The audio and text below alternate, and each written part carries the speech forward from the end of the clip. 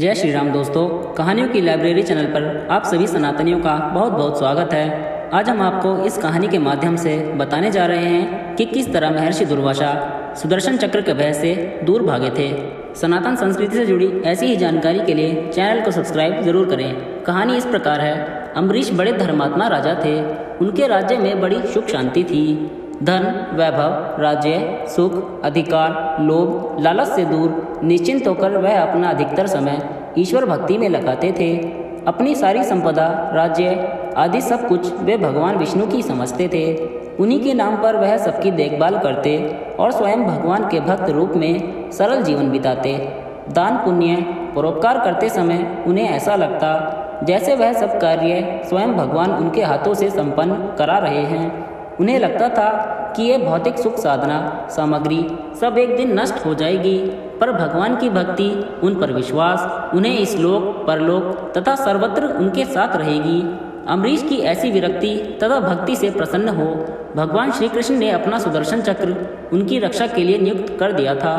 एक बार की बात है कि अम्बरीश ने 1 वर्ष तक द्वादशी प्रधान व्रत रखने का नियम बनाया। हर द्वादशी को व्रत करते, ब्राह्मणों को भोजन कराते तथा दान करते। उसके पश्चात अन्न जल ग्रहण कर व्रत का पारण करते। एक बार उन्होंने वर्ष की अंतिम द्वादशी को व्रत की समाप्ति पर भगवान विष्णु की पूजा की।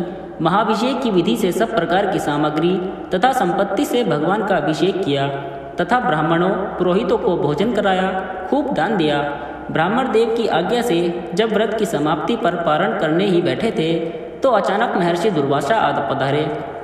अम्बरीश ने खड़े होकर आदर से उन्हें बैठाया और भोजन करने के लिए प्रार्थना करने लगे। दुर्वासा ने कहा, भूख तो बड़ी जोर की लगी है राजन, पर थोड़ा रुको, मैं नदी में स्नान करके आ रहा हूँ, तब भोजन करूँगा। ऐसा कहकर दुर्वासा वहाँ से चले गए। वहाँ स्नान ध्यान में इतना डूबे कि उन्हें याद ही न रहा कि अम्बरीश बिना उनको भोजन कराए अपने व्रत का पारण नहीं करेंगे। बहुत देर होने लगी। द्वादशी समाप्त होने जा रही थी। द्वादशी के रहते पारण न करने से व्रत खंडित होता और उधर दुर्वासा को खिलाए बिना पारण किया नहीं जा सकता था। बड़ी विकट स्थिति थी। अम्बरीश दोनों स्थितियों से परेशान थे। अंत में ब्राह्मणों ने परामर्श दिया कि द्वादशी समाप्त होने में थोड़ा ही समय शेष है, पारण द्वादशी तिथि के अंदर ही होना चाहिए। दुर्वासा अभी नहीं आए, इसलिए राजन आप केवल जल पीकर पारण कर लीजिए। जल पीने से भोजन कर लेने का कोई दोष नहीं लगेगा और द्वादशी समाप्त न होने से व्रत खंडित भी नहीं होनेगा। शास्त्रों के विधान के अनुसार ब्राह्मणों की आज्ञा से उन्होंने व्रत का पारण कर लिया। अभी वह जल पी ही रहे थे कि दुर्वासा आ पहुँचे। दुर्वासा ने देखा कि मुझ ब्राह्मण को भोजन कराए बिना अम्बरीश ने जल पीकर व्रत का पारण कर लिया। बस फिर क्या था, क्रोध में भरकर शाप देने के लिए हाथ उठाया ही था कि अम्बरीश ने विनय पूर्वक कहा, ऋषिवर, द्वादशी समाप्त होने जा रही थी, तब तक आप आए ही नहीं। वर्ष भर का व्रत खंडित न हो जाए, इसीलिए ब्राह्मणों ने केवल जल ग्रहण करने की आज्ञा दी। जल के सिवा मैंने कुछ भी ग्रहण नहीं किया है। पर दुर्वासा क्रोधित हो जाने पर तो किसी की नहीं सुनते थे। अपनी जटा से एक बाल उखाड़कर जमीन पर पटक कर कहा, लो, मुझे भोजन कराए बिना पारण कर लेने का फल भुगतो। इस बाल से पैदा होने वाली कृत्या अम्बरीश को खा जा। बाल के जमीन पर पड़ते ही एक भयंकर आवाज के साथ कृत्या राक्षसी प्रकट होकर अम्बरीश को खाने के लिए दौड़ी। भक्त पर निरापराध कष्ट आया देख उनकी रक्षा के लिए नियुक्त सुदर्शन चक्र सक्रिय हो उठा। चमक कर चक्राकर घूमते हुए कृत्या राक्षसी को मारा, फिर दुर्वासा की ओर बढ़ा। भगवान के सुदर्शन चक्र की अपनी ओर आते देख दुर्वासा घबराकर भागे, पर चक्र उनके पीछे लग गया। कहाँ शाप देकर अम्बरीश को मारने चले थे, कहाँ उनकी अपनी जान पर आ पड़ी। चक्र से बचने के लिए वे भागने लगे। जहाँ कहीं भी छिपने का प्रयास करते वही चक्र उनका पीछा करता। भागते भागते ब्रह्मलोक में ब्रह्मा के पास पहुँचे और चक्र से रक्षा करने के लिए गुहार लगाई। ब्रह्मा बोले, दुर्वासा, मैं तो सृष्टि को बनाने वाला हूँ, किसी की मृत्यु से मेरा कोई संबंध नहीं। आप शिव के पास जाएं, वे महाकाल हैं, वह शायद आपकी रक्षा करें। दुर्वासा शिव के पास आए और अपनी विपदा सुनाई। दुर्वासा की दशा सुनकर शिव को हंसी आ गई और बोले, दुर्वासा, तुम सबको शाप देते ही फिरते रहते हो, ऋषि होकर क्रोध करते हो। मैं इस चक्र से तुम्हारी रक्षा नहीं कर सकता, क्योंकि यह विष्णु का चक्र है। इसलिए अच्छा हो कि तुम विष्णु के पास जाओ, वही चाहे तो अपने चक्र को वापस कर सकते हैं। दुर्वासा की जान पर आ पड़ी थी। भागते भागते भगवान विष्णु के पास पहुँचे। चक्र भी वहां चक्कर लगाता पहुंचा।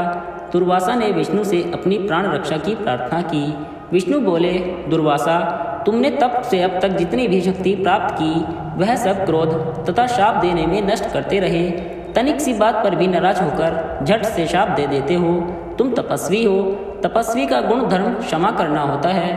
तुम ही विचार करो, अम्बरीश का क्या अपराध था? मैं तो अपने भक्तों के हृदय में रहता हूँ। अम्बरीश के प्राण पर संकट आया तो मेरे चक्र ने उनकी रक्षा की। अब यह चक्र तो मेरे हाथ से निकल चुका है, इसलिए अब जिसकी रक्षा के लिए यह तुम्हारे पीछे घूम रहा है, अब उसी की शरण में जाओ। केवल अम्बरीश ही इसे रोक सकते हैं।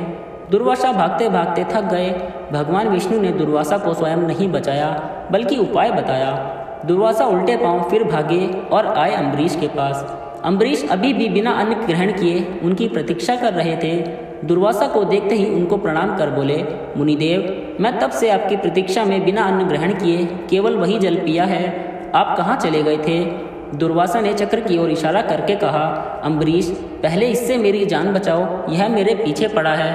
तीनों लोकों में मैं भागता फिरा, पर ब्रह्मा, विष्णु, महेश किसी ने मेरी रक्षा नहीं की। अब तुम ही इस चक्र से मेरे प्राण बचाओ। अम्बरीश हाथ जोड़कर बोले, मुनिवर, आप अपना क्रोध शांत करें और मुझे क्षमा करें। भगवान विष्णु का यह चक्र भी आपको क्षमा करेगा। अम्बरीश के इस कहते ही चक्र अंतर्ध्यान हो गया।